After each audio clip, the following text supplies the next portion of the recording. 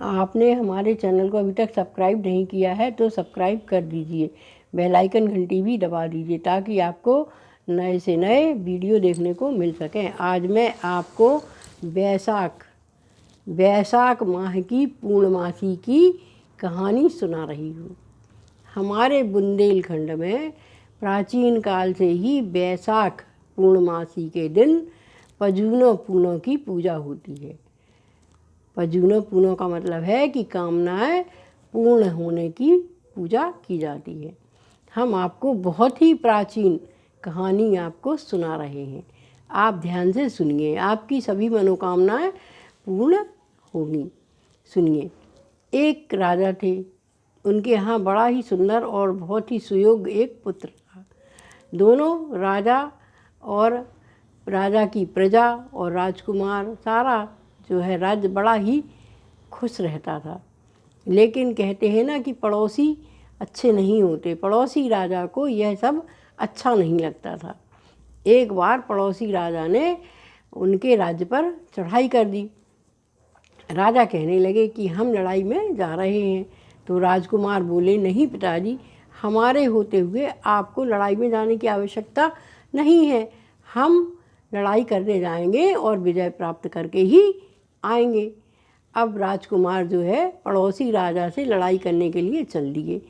बड़ी सी सेना लेकर उन्होंने पड़ोसी राज्य का सामना किया और अच्छी तरह से लड़े, वीरता से लड़े और लड़ते लड़ते उन्होंने विजय भी प्राप्त कर ली।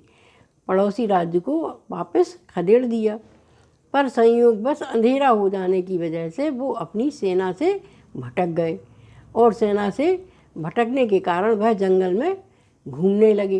रात का समय था, वह जंगल में घूम रहे थे। घूमते घूमते वह घने जंगल में पहुंच गए। वहाँ कुछ भी नहीं था। अब राजकुमार को भूख और प्यास लगी थी। राजकुमार ने देखा कि एक झोपड़ी में थोड़ी सी रोशनी दिखाई दे रही है। तो राजकुमार उस झोपड़ी में पहुंच गए और राजकुमार भी थे और बहुत ही विनम्र भी थे। तो उन्होंने देखा कि प्रकाश में 4 वृद्ध महिलाएं बैठी हुई हैं। तो जो है उन्होंने वहीं से सबको प्रणाम किया। अब वो अंदर पहुंच गए तो चारों बैठी थी, बातें कर रही थी। तो राजकुमार ने कहा, पहली वाली जो थी उन्होंने कहा कि बेटा हमें प्रणाम करो। उन्होंने कहा, आप कौन हैं? उन्होंने कहा, हम भूख माई हैं, हम सबको भोजन देते हैं। तो राजकुमार बोले, ठीक है, आपका परिचय मिल गया, अब हम दूसरी से बात करते हैं। तो वह गए दूसरी डोकरी के पास। तो दूसरी माँ से बोले, माँ आप कौन हैं? उन्होंने कहा, हम तो प्यास माई हैं, जब प्यास लगती है तो हम ही सबकी प्यास को बुझाते हैं। राजकुमार को प्यास तो बहुत लगी थी। राजकुमार ने सोचा कि हम इनको प्रणाम कर लें।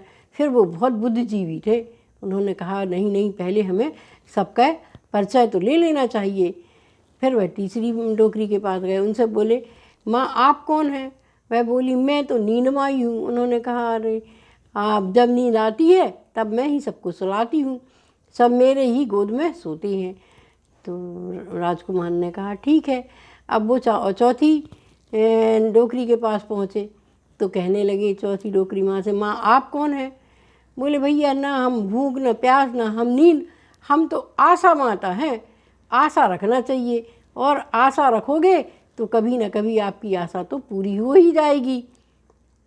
तो राजकुमार ने कहा कि इनके ही चरण छूना चाहिए, यही इन सब में बड़ी लग रही हैं। तो उन्होंने आशा माई के पैर छू लिए। तो चारों डोकरी कहने लगी कि आप ये बताइए कि आपने इनके चरण क्यों छुए? बोले, देखो मुझे भूख भी बहुत लगी है और प्यास भी बहुत लगी है और पड़ोसी राज्य से लड़के आया हूँ तो थकान भी बहुत लग रही है, नींद भी बहुत आ रही है, पर आप सब में बड़ी तो ये आशा माता ही हैं जो कि मुझे आज आशा दिला रही हैं कि आज नहीं तो कल आप अपने बिछड़े हुए माँ बाप से मिल ही जाओगे। इसीलिए मुझे तो सबसे बड़ी यही लगी और मैंने इनके ही चरणों को छू लिया। तो आशा माई बड़ी प्रसन्न हो गई। तो आशा माई ने कहा कि भाई देखो, आपने हमारे लिए किया है तो आपको भूख प्यास लगी है तो आपको खाना और पानी तो इन लोगों को देना ही पड़ेगा।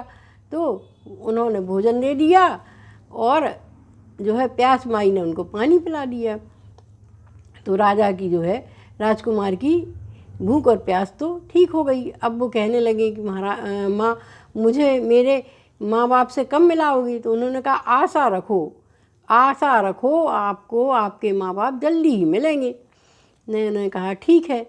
अब राजकुमार के बिछुड़ जाने से रानी बड़ी दुखी हुई। अब रानी तो इतनी दुखी हुई कि क्या किया जाए। अब दूसरे दिन थी बैसाख की पूर्णमासी, और वो तो 12 महीने पूर्णों की पूजा करती थी, और बैसाख की पूर्णों को तो वो पजूनों माता की पूजा करती थी, माने आशा माता की पूजा करती थी। हमेशा उनसे मांगती थी कि हे माँ, मुझे आशा है कि आप हमारा सब कुछ अच्छा करेंगी। तो उन्होंने जो है एक कोरा मटका मंगाया और बढ़िया आटे के लड्डू बनाए। माँ को आटे के लड्डू बहुत प्रिय हैं, और बड़े ही विधि विधान से उन्होंने माँ की पूजा की, और माँ से कहा कि हमें आशा है कि आप हमारे बेटे से ज़रूर मिला देंगी, क्योंकि मैं आपसे तो बस यही मांगती हूँ कि हमारे घर में सब कुछ अच्छा रहे। आशा माता, हमें यही आशा है कि हमारा घर अच्छा रहेगा। तो आप मेरी कैसे वो तोड़ सकती हैं, मनोकामना को कैसे नहीं पूरा करेंगी? और माँ की उन्होंने पूजा की और पूरा दिन व्रत रही।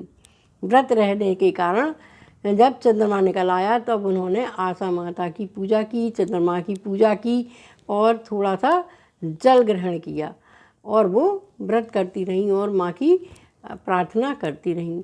और सैनिकों ने भी खूब राजकुमार को ढूंढा, और ढूंढते ढूंढते उनके सैनिक भी उसी कुटिया में पहुंच गए जहाँ पर राजकुमार बैठे हुए थे चारों डोकरियों के संग। और उनको नींद तो आ नहीं रही थी, उनको तो यही चिंता लगी थी कि हमारे माँ बाप को बहुत दुख होगा कि उनका पुत्र बिछुड़ गया। तो पजूनों पूनों की पूजा उनकी माँ ने की थी, और यहाँ राजकुमार ने भी जो है आशा माता की ही पूजा की थी।